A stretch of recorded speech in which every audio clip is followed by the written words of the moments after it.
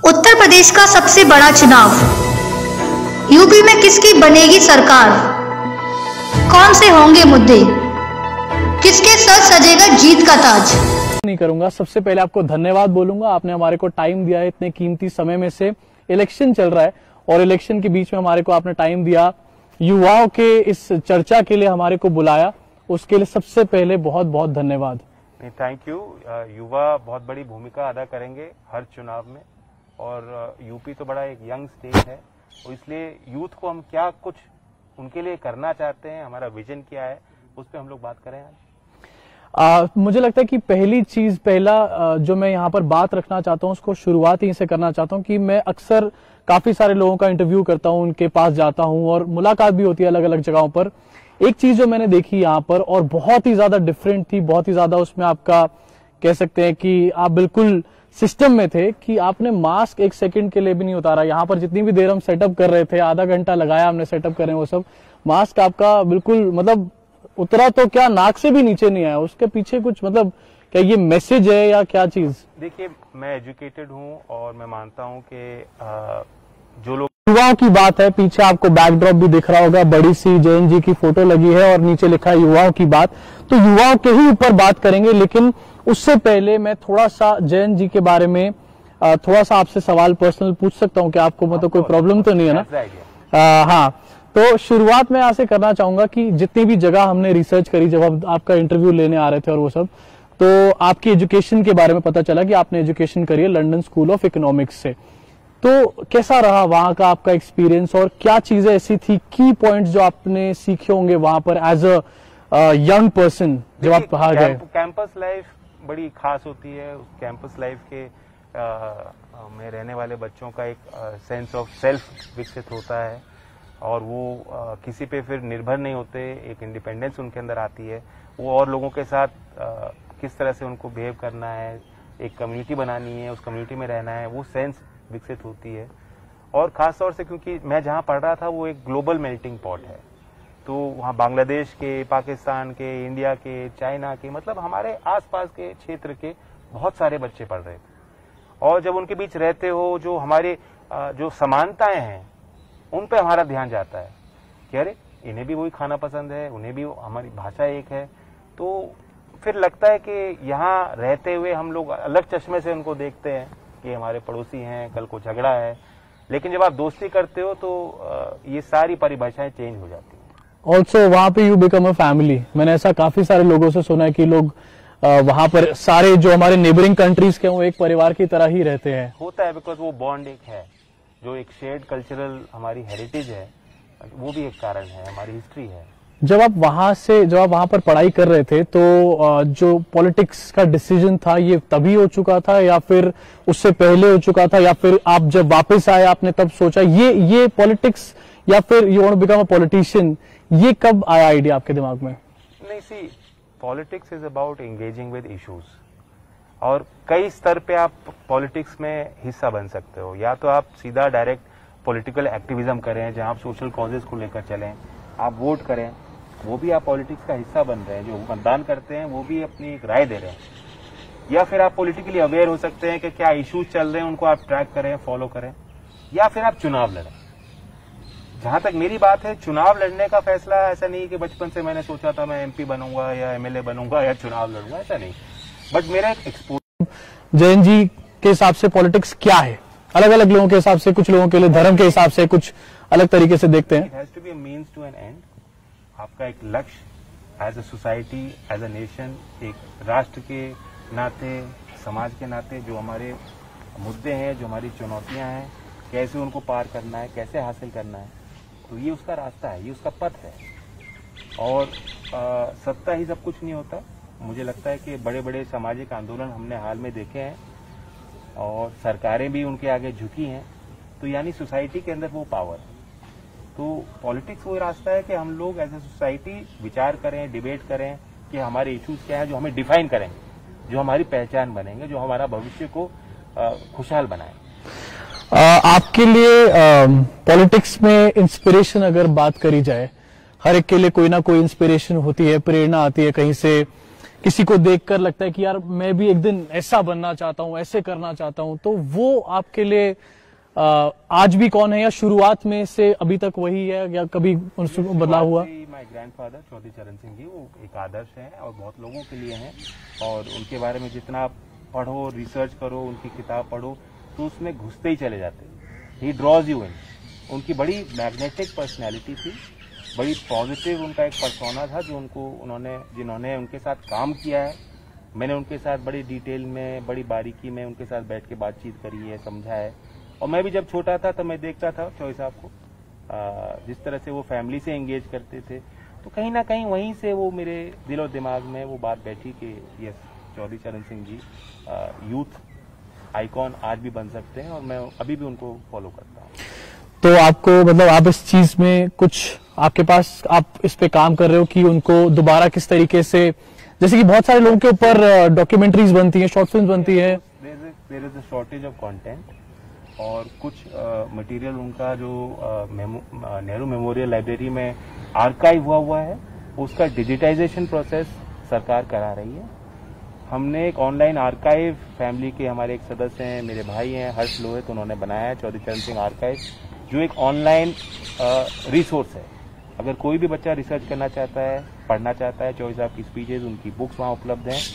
और Nehru memorial library में जो उनके मोर देन 30,000 डॉक्यूमेंट्स हैं, वो किस तरह से कैटलॉग हैं, उसकी डिटेल्स इस वेबसाइट पे उपलब्ध हैं। और साथ ही अभी चौधरी साहब के नाम से हमने सोशल मीडिया पे, ट्विटर और इंस्टाग्राम पे अकाउंट सेटअप किए हैं। We made a first post ideas to have a graphic novel, जो चौधरी साहब के किस्से, जैसे आपने अमर चित्र की कथा की पुस्तक, इलस्ट्रेशंस बेसिकली इलस्ट्रेशन फॉर्म में जो उनके किस्से थे, जो उनकी खास बात थी, जो उनके जीविका से, जीवन से जुड़ी जो ऐसे पहलू थे, उनको आगे लाने। मतलब आप टेक्नोलॉजी यूज करके उनके आइडियाज को हमेशा के लिए आगे बढ़ाना चाह रहे हो आगे।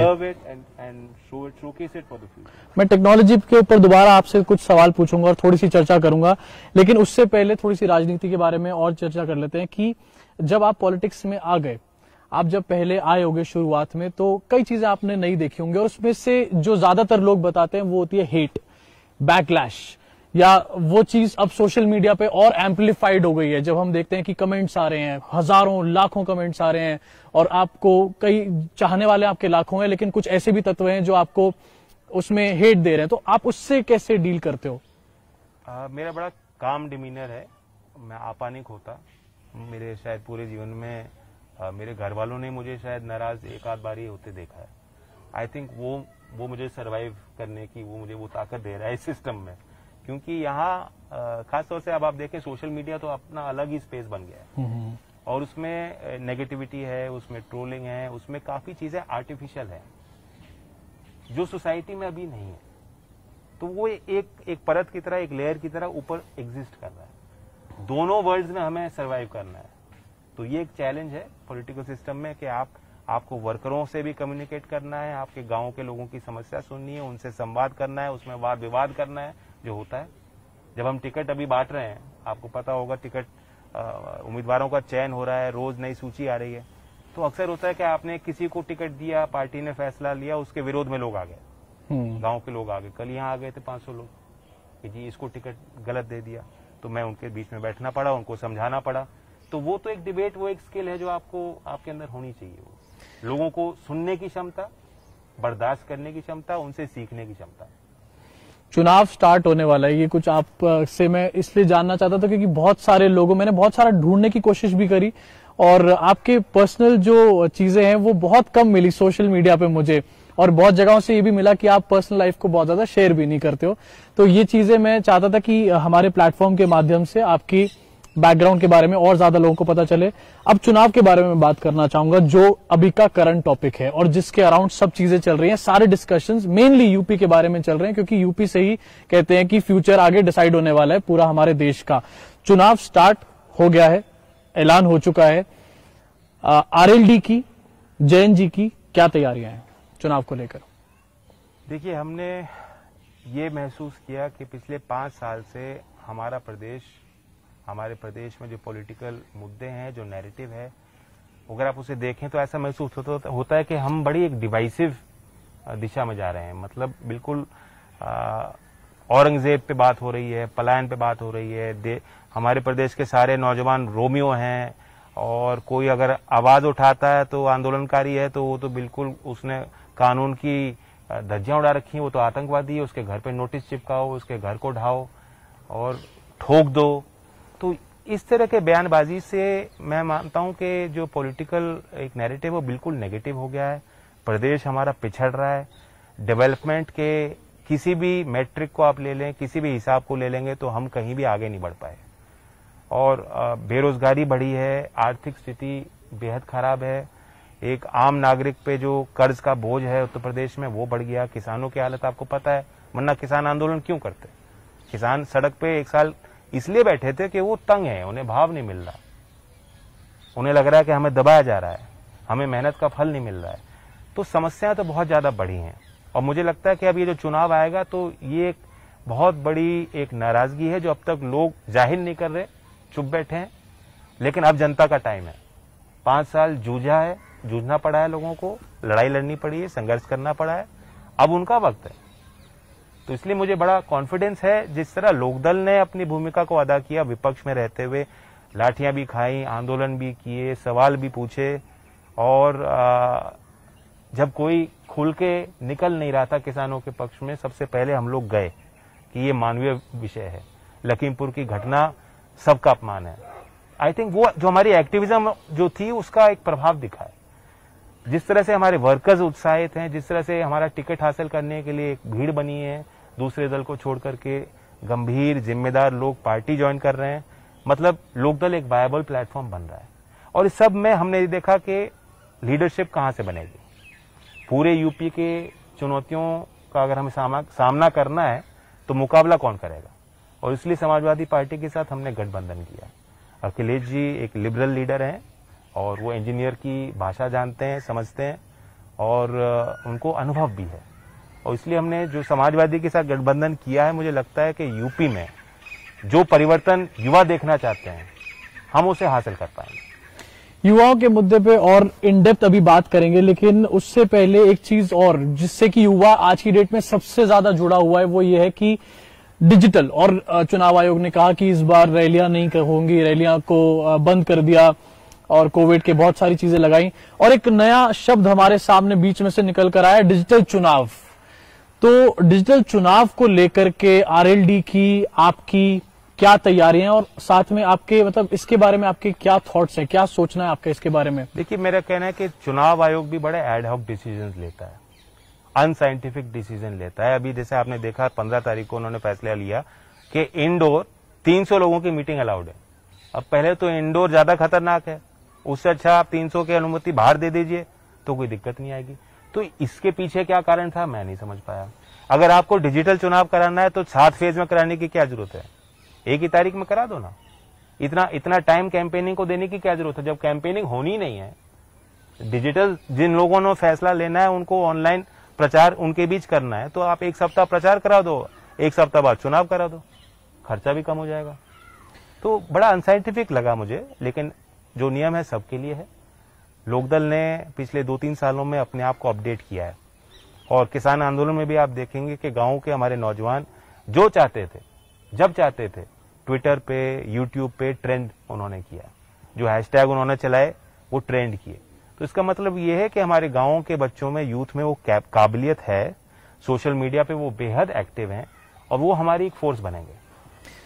अब मैं बात करना चाहता हूं, आपके एरिया में जनता के मुद्दे क्या है इस टाइम पर, हार्ड मतलब जिसे कहते हैं कि ग्राउंड पे रियलिटी, क्योंकि हम देखते हैं कि न्यूज चैनल्स कुछ बात कर रहे हैं, कुछ पॉलिटिकल पार्टी कुछ समझाने में लगी हुई है, कोई आपको कुछ समझा रहा है, कोई कुछ समझा रहा है, सोशल मीडिया पे अलग अलग एजेंडा चल रहे हैं, व्हाट्सएप पे सुबह सुबह अलग अलग नैरेटिव सेट हो रहे हैं।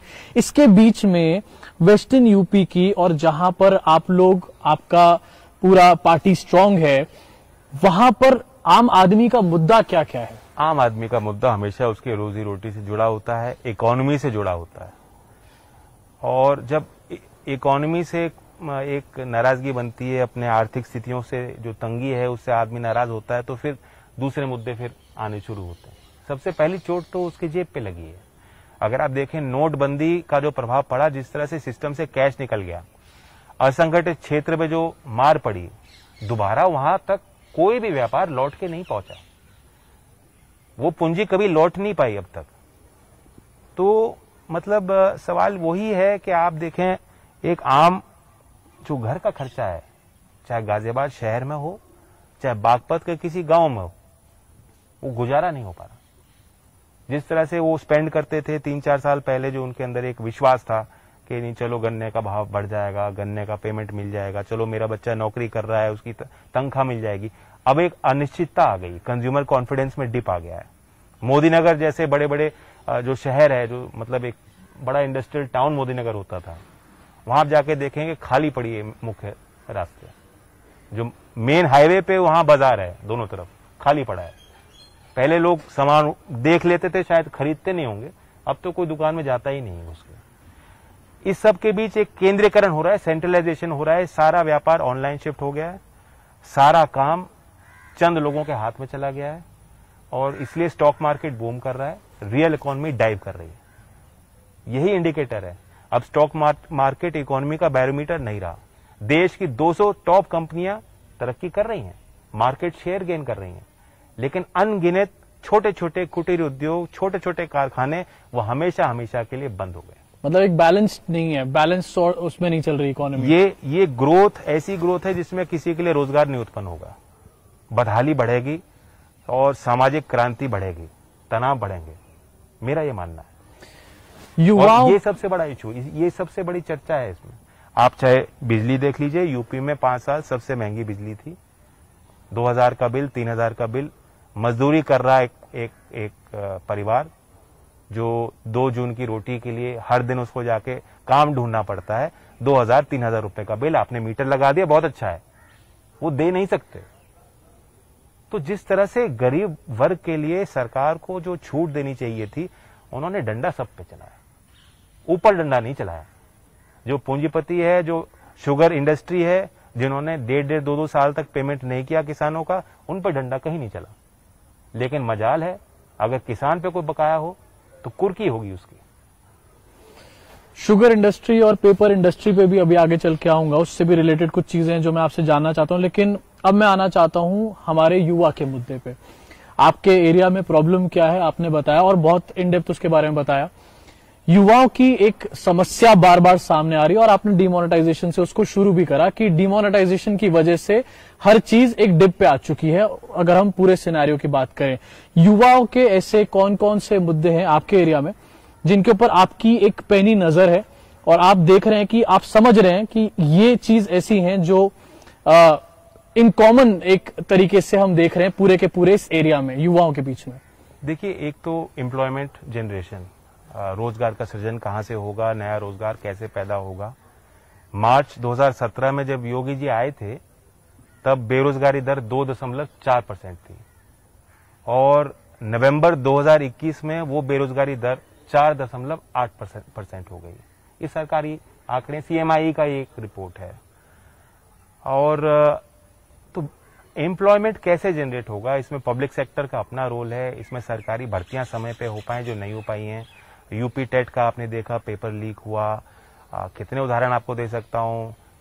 ग्राम विकास अधिकारी की 2018 में भर्ती निकली थी, फिर जाकर 2021 मार्च में वो रद्द हो गई। इम्तिहान हो गया, रिजल्ट निकल गया, नौकरी किसी की नहीं लगी। तो एक तो सरकारी क्षेत्र में जो भी पद हैं, जो रिक्त वैकेंसीज हैं, वो भरी जानी चाहिए। बीजेपी ने पिछले चुनाव में मैनिफेस्टो में कहा था कि हमारी सरकार बना दें युवा, और 90 दिन में हम इस प्रक्रिया को शुरू कर देंगे। हर डिपार्टमेंट में जो रिक्त पद हैं, हम उन्हें भरने का काम 90 दिन के अंदर चालू कर देंगे। नहीं हो पाया, तो ये सबसे बड़ा फेलियर है, सबसे बड़ा इशू यूथ के लिए ये है।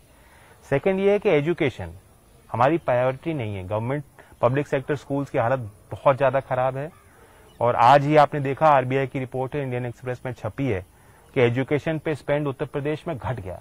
2017 में यूपी में 16.7% था, और ये आंकड़ा 2021 में 12.9% पे जाके घट गया, जो राष्ट्र के औसत से कम है। राष्ट्र में औसत शिक्षा पे सरकार, राज्य की सरकार 13.5% खर्च कर रही है, हम 12.9% खर्च कर रहे हैं, यानी कम खर्च कर रहे हैं। तो अगर एजुकेशन सबके लिए फेयर नहीं होगा, और हम लोग इनोवेशन के लिए कुछ नहीं करेंगे कि जो आप देखते हैं कि आजकल नॉलेज बेस्ड सोसाइटी है। अब मतलब ये नहीं है कि आप जो है अपने श्रम से कुछ कर पाएंगे। सारी चीज डिजिटल स्पेस में जा रही है, सारी चीज जो है आर्ट के में बढ़ावा मिल रहा है, जो इनोवेट कर रहा है वो आगे बढ़ रहा है। हमारी यूपी से पेटेंट्स ही नहीं निकलते, कॉलेजेस यूनिवर्सिटीज की हालत खराब है, फैकल्टी को जो है समय पे जो है तनख्वाहें नहीं मिल रही हैं, हमारे यहाँ विश्व प्रसिद्ध संस्थाएं नहीं है। तो इसलिए इस पे हमें सोचना है कि हम एक इनोवेटिव स्पिरिट जो हर यूथ में होती है, जो कैपेबिलिटी होती है, जो क्षमताएं होती हैं, उनका विकास करें। एजुकेशन का पॉइंट आपने बहुत अच्छा बोला। स्कूल इंडेक्स जो नीति आयोग का है उसमें भी उत्तर प्रदेश लगातार काफी बैड परफॉर्मर रहा है पिछले 3-4 सालों में। युवाओं का जो मुद्दा है, खासकर से रोजगार का मुद्दा आपने बताया, और इसी मुद्दे को लेकर काफी सारे लोग बात भी कर रहे हैं, सिवाय सत्ताधारी पार्टी के। सत्ताधारी पार्टी बार बार एक अलग अलग नंबर देती, कभी कहते 4.5 लाख जॉब दे दी, कभी कुछ दे दी। जो एक प्रशासनिक सुधार होगा तभी सरकार की क्षमता होगी कि आप सरकार कुछ सोचती है, कुछ घोषणा करती है, लेकिन उसका अमल नहीं होता, उसका जो है पालन नहीं हो पाता। तो उसे सुधारने की जरूरत थी, जो सरकार ही कर सकती है। उन्होंने कुछ नहीं किया। एक इच्छा शक्ति का सवाल है कि योगी जी चाहते हैं कि नहीं चाहते हैं।